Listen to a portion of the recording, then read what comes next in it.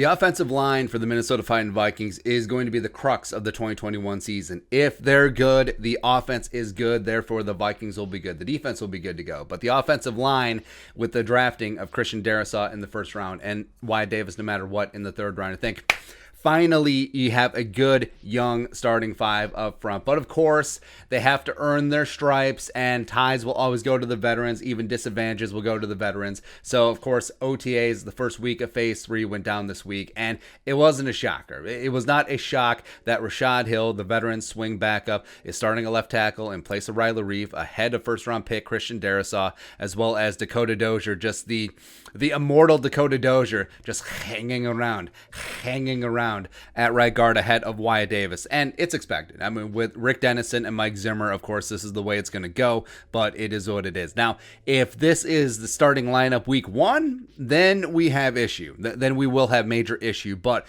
the fact that they have full OTAs, full training camp, full preseason, I think that Darrisaw and Davis will eventually get theirs. But note that Ezra Cleveland did swap from right guard to left guard, something that we've been talking about for a long time. I think that it makes sense with his footwork as well as his athleticism.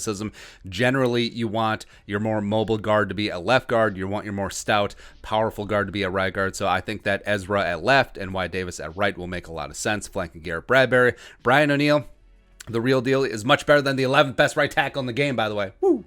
Gonna pay his ass and get it going. And it's interesting the way that this is set up. So Drew Samia just still remains chilling. It's whatever. Mason Cole is going to be your backup center to start, where he's a guy who has started over multiple seasons and was the Cardinals starting center last year. But of course, he was made irrelevant with Rodney Hudson coming into Arizona. So I think that Mason Cole lights a fire under Garrett Bradbury's ass. And if Bradbury can't get it done this year, Mason Cole maybe slides in there at some point this season. Oli Udoh, the former 6th-round pick out of Elon. There have been some talk that he would compete for a guard spot, but right tackle is his natural position. It's where he played all through college, and I think that I believe in Oli Udoh. I think that maybe he could become a starter down the league, but if he's just a high-end backup, right tackle as well as some guard prowess, maybe some left tackle as well, I think that's perfectly fine. And like I mentioned, Reichardt Hill, I like him as a high-end backup. They paid him a $2 million and change fully guaranteed deal, so they weren't clown farting around. He is going to be an important part of this team. I just don't want him starting when you have a guy like Christian Darrisaw out there. Just like, let's start the clock on his learning curve, and Christian Darrisaw, he can become an elite tackle in this league very quickly. And then 13, so here's where it gets a little bit interesting. So Evan Kazarstick, who was a UDFA tryout, was a UDFA out of Buffalo last year, and they brought him into rookie camp, and he impressed. So I think that he may have a shot to potentially make the practice squad, maybe move up from there. He's got size, he's got stoutness. He played tackle in college. Also, I think that he can kick inside to guard. Also, you have Kyle Hinton, big Hinton, the 7th-round pick out of Washburn last year. I love him. Absolute physical freak. Does need to add some anchor and is transitioning because he was a college left tackle, kicking inside to guard. They also worked him at center a little bit. But also Blake Brandel, the 6th-round pick, left tackle from Oregon State last year, was on the practice squad. And now it's very interesting that they're working him in at center.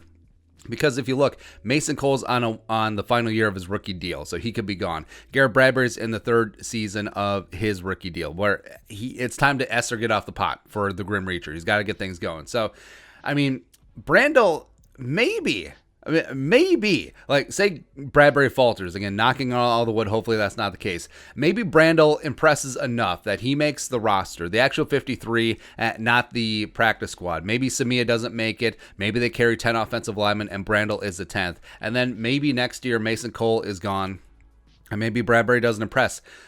Could Blake Brandel find himself as a starting center of the Vikings 2022? No, but it's really interesting that they're shifting him all the way inside, given his size. Cole Cabral was the UDFA last year out of Arizona State. They brought him aboard just recently. They claimed him off of waivers from the Texans. And they got Zach Bailey, who's a midseason pickup last year out of South Carolina. Has got some size as well. Was mainly a guard by trade, but of course, 3rd team, you're just going to be shuffling guys out there just to put together a squad. So like I said, this was expected. The first team lineup with Reichardt Hill and Dakota Dozier, it be what it be. But it is interesting the shift of Ezra from right guard to left guard. And also you do have Darrisaw and Wyatt Davis slotted in right behind the two veterans. I think eventually they will take over, probably by the second preseason game, which is the new dress rehearsal. So that's something to keep an eye on as OTAs goes along. I don't expect a change. It's probably going to be the same lineup at the start of training camp. But once the pads get on, once things start clicking and clacking, I think that Darrisaw and Davis will separate themselves, and I think they will be starting for the Vikings. Hopefully week 1. Hopefully right away. So let's get it done. But your thoughts, Vikings offensive line, depth charts from OTAs, let us know in the comment section below. Subscribe for daily Vikings takes. Want to support that work, post on the Venmo. But until next time, Skol, production value.